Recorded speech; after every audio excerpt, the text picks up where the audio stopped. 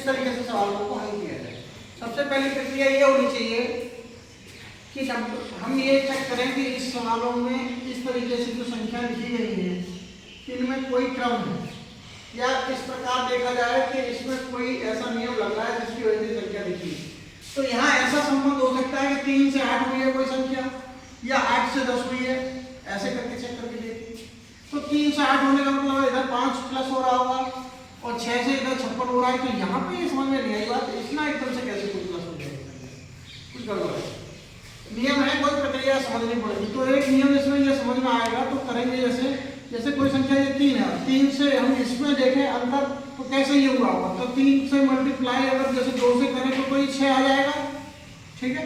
ठीक इसी प्रकार 8 है तो 8 में गुणा किससे कर दें, 7 से गुणा कर दें, यानी एक पद छोटी संख्या से गुणा कर दें।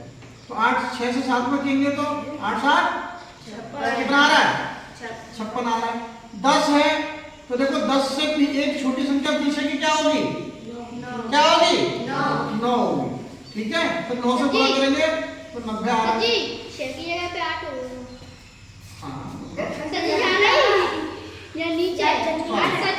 हाँ, तो ये हम जो देख रहे हैं इस प्रकार तो हमें ये संख्या प्राप्त हो रही है। अब आप खुद सोच के देखो 2 से ये 2 हो रही है, यही लिखा था सवाल में, 2 से 2 हो रही है।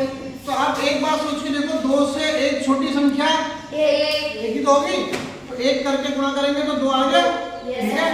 अब आप एक दिमाग को सोचने वाली बात है, यहाँ कोई प्रश्न लगा है तो यहाँ कोई अंक होगा, मान लेते हैं वो x है, और ये 20 बनने में कैसे 20 बन सकता है। इसका मतलब ये हो रहा था कि हमेशा एक संख्या छोटी पीछे की दी जाती थी।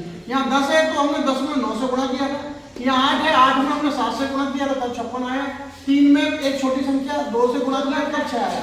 तो इसका मतलब यहाँ संख्या कितनी रही होगी, तो यहाँ पे देखिए 5 अगर रही होगी है तो गुणा हम किससे करें, 5 से भाग देख के देखेंगे किसमें, 20 में। तो 5 से भाग जब 20 में देंगे क्योंकि 20 तो हमें प्राप्त है ना, तो 5 से भाग देंगे तो ये कितनी बार गया, 4। तो इसका मतलब यहाँ पे क्या रहा होगा, 4, पक्की बात है। अब जैसे यहाँ 1 से 0 कैसे हुआ, मैंने अभी कहा था 1 है, कोई संख्या 1 है तो उससे एक अंक छोटी, तो इसका मतलब इसमें से एक अंक छोटी करेंगे तो माइनस में संख्या जाएगी फिर, इसका 1 करेंगे तो कितना होगा, 0, और 0 का आपस में 1 0 से गुणा करेंगे तो 0 का गुणा 0। तो इस प्रकार यहाँ संख्या कितनी हो गई, क्वेश्चन मार्क में लेने पे सॉरी ये 5, हाँ तो मतलब यहाँ पे कितना आएगा, 5 आएगा। क्यों आएगा, क्योंकि 5 से